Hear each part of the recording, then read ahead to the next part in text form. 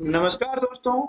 Next 2024 की तैयारी के 11वें सप्ताह के इस वीडियो में आपका स्वागत है। तो आइए शुरू करते हैं हम आज का वीडियो।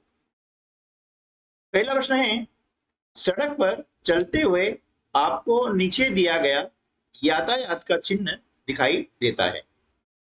यह चित्र बतलाता है, आप देख रहे हैं कि यहाँ पर एक चिन्ह है ना। और यह चिन्ह क्या बतलाता है? इसके चार विकल्प दिए गए हैं। ए, पैदल जाना मना है। बी, पैदल जाना है। सी, रुक जाएं। डी, खड़ा होना मना है। तो ये देखिए, ये जो यातायात का चिन्ह है इसका मतलब ये है कि रुक जाएं, यानी विकल्प सी जो है इस प्रश्न का सही उत्तर होगा। प्रश्न क्रमांक 2, किसी भी दुर्घटना के होने पर घायलों को दी जाने वाली आकस्मिक सहायता को कहते हैं, क्या कहते हैं? ए, राहत राशि। B, medical emergency. सी, स्थायी आवास। डी, आहार। तो जब भी कोई दुर्घटना हो जाती है ना, तो घायलों को क्या होता है कि जो आकस्मिक सहायता ये आती है वह कहलाती है मेडिकल इमरजेंसी। तो विकल्प बी जो है इस प्रश्न का सही उत्तर होगा। तीसरा प्रश्न है, सेठ कन्नूलाल के घर चोरी हो गई है। इसकी FIR दर्ज कराने के लिए सेठ जी को किसके पास जाना चाहिए? ए, अदालत। बी, पुलिस थाना। सी, वकील। डी, सरपंच। तो देखिए, घर पे चोरी हो गई है और इसकी FIR दर्ज करवानी है, तो सेठ जी को जो है पुलिस थाना जाना पड़ेगा, क्योंकि पुलिस थाना जो होता है वह FIR दर्ज करता है। और FIR का जो फुल फॉर्म होता है वो ये होता है, फर्स्ट इंफॉर्मेशन रिपोर्ट, यानी प्रथम सूचना प्रतिवेदन। प्रश्न क्रमांक 4, हमारे अच्छे स्वास्थ्य और आवास के लिए कौन सा स्थान उपयुक्त है? चार विकल्प हैं। ए, जहां आसपास कारखाने होते हैं। बी, जहां आसपास पेड़ होते हैं। सी, जहां आसपास अधिक गाड़ियां चलती हैं। डी, जहां आसपास बाजार होते हैं। तो देखिए, हमारे अच्छे स्वास्थ्य और आवास के लिए स्थान उपयुक्त होता है वो कौन सा होता है कि जहां पर आसपास पेड़ हो।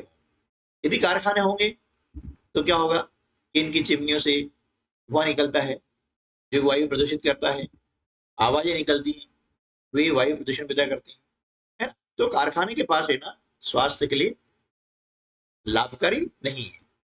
लेकिन जहां पर आसपास पेड़ होते हैं वहां पर रहना स्वास्थ्य के लिए लाभदायक है। तो विकल्प बी जो है इस प्रश्न का सही उत्तर होगा। अब देखिए, आसपास अधिक गाड़ियां हैं तो वही होता है कि गाड़ियों के कारण भी क्या होता है, ध्वनि प्रदूषण होता है, वायु प्रदूषण होता है, इसलिए वो भी अच्छे स्वास्थ्य के लिए अच्छा स्थान नहीं कह सकते हैं, यानी उपयुक्त स्थान नहीं होता है। जहाँ आसपास बाजार होते हैं वहीं भीड़ भाड़ होती है, तो उसके कारण ध्वनि प्रदूषण होता है। ठीक है, तो इस कारण वह स्थान भी अच्छे स्वास्थ्य के लिए उपयुक्त नहीं माना जाता है। तो जहां पर आसपास पेड़ हो, हरियाली हो, है ना, वातावरण वहां का स्वच्छ हो, ऐसा स्थान अच्छे स्वास्थ्य और आवास के लिए उपयुक्त माना जाता है।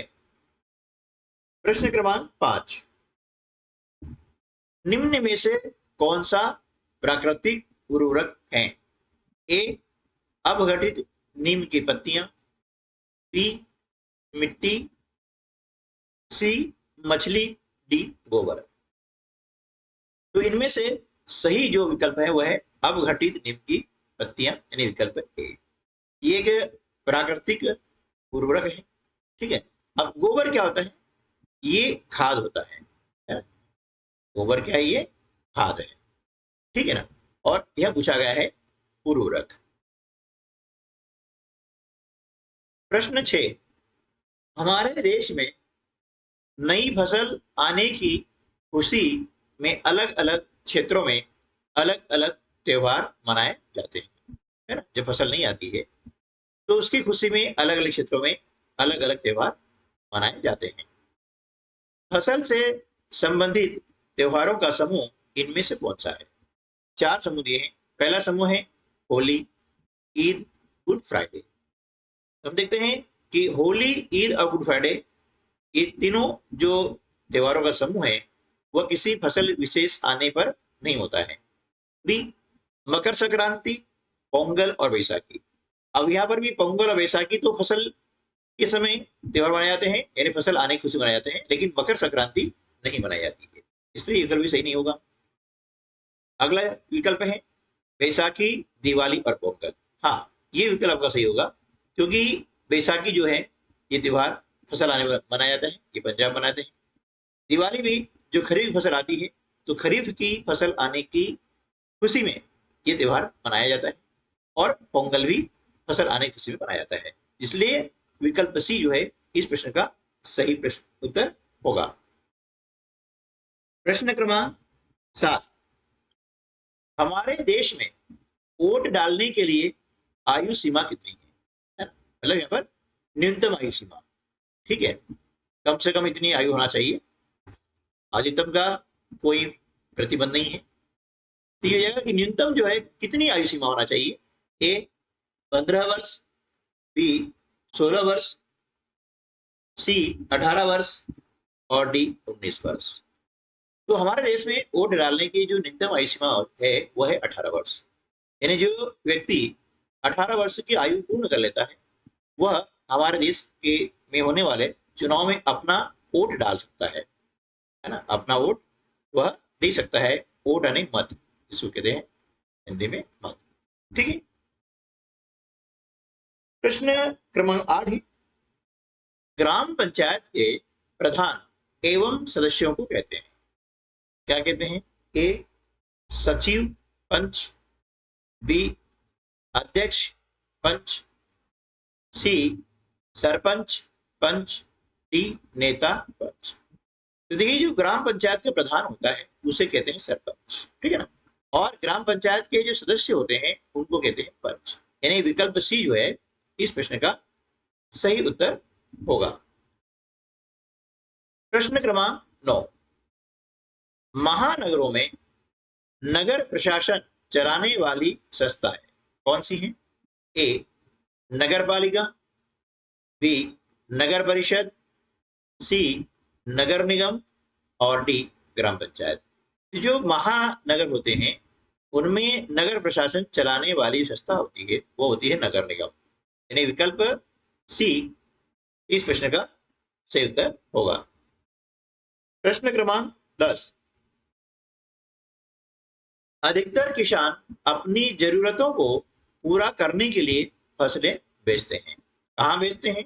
ए देश में, बी बाजार में, सी गांव में, डी अन्य किसान के पास। देखिए, अधिकतर जो किसान होते हैं वे अपनी जरूरतों को पूरा करने के लिए बाजार में फसलें बेचते हैं। तो विकल्प बी इस प्रश्न का सही उत्तर होगा। तो आज की वीडियो में बस इतना ही, मिलते हैं अगले वीडियो में, तब तक के लिए नमस्कार, जय हिंद।